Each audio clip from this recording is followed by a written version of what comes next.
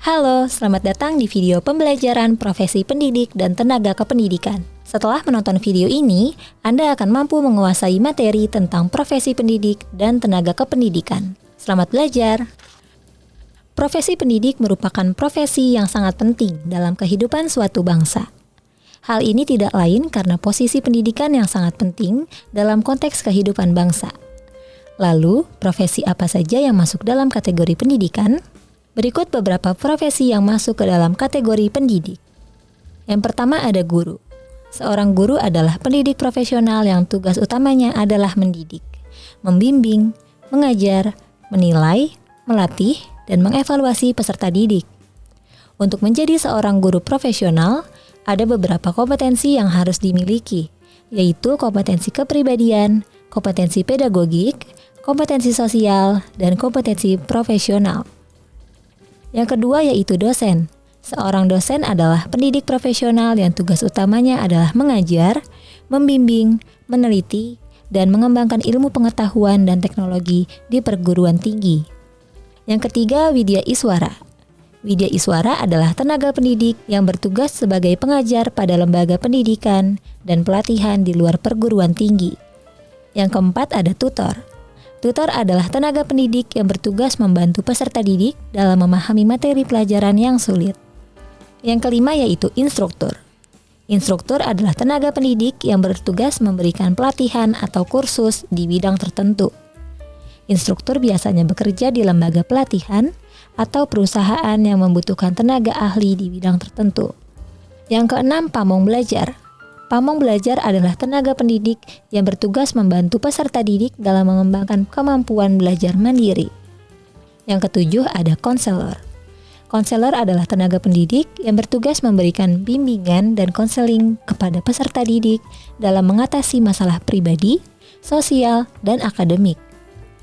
Selanjutnya kita akan membahas tentang profesi tenaga kependidikan.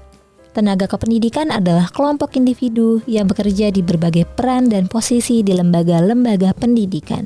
Mereka memiliki peran penting dalam mendukung operasi dan keberhasilan lembaga pendidikan secara keseluruhan.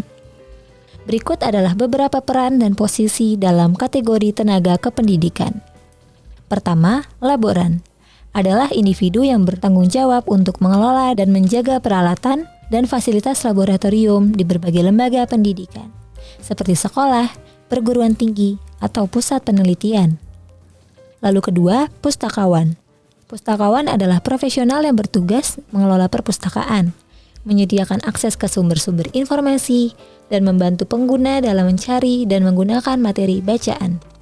Ketiga, ada pengelola sumber belajar. Pengelola sumber belajar adalah individu yang bekerja untuk memastikan penggunaan efektif sumber daya pendidikan, termasuk buku teks, perangkat lunak, perangkat keras, dan sumber daya digital.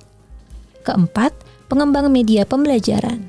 Mereka adalah ahli dalam merancang dan mengembangkan materi pendidikan yang menggunakan teknologi dan media yang beragam, seperti video, animasi, dan lainnya. Lalu yang kelima ada desainer pembelajaran.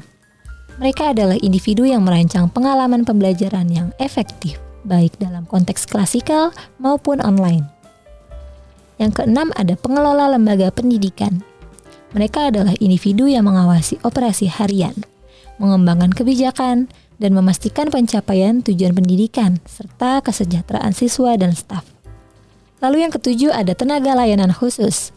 Tenaga layanan khusus adalah para profesional yang memberikan dukungan dan layanan kepada siswa dengan kebutuhan khusus, seperti guru pendidikan inklusi, konselor sekolah, terapis fisik, atau terapis wicara.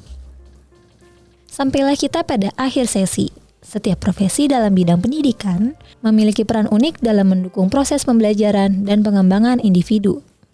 Kolaborasi antara berbagai profesi ini sangat penting untuk menciptakan lingkungan pendidikan yang inklusif dan efektif bagi semua peserta didik. Sekian dan terima kasih. Sampai jumpa di video pembelajaran lainnya.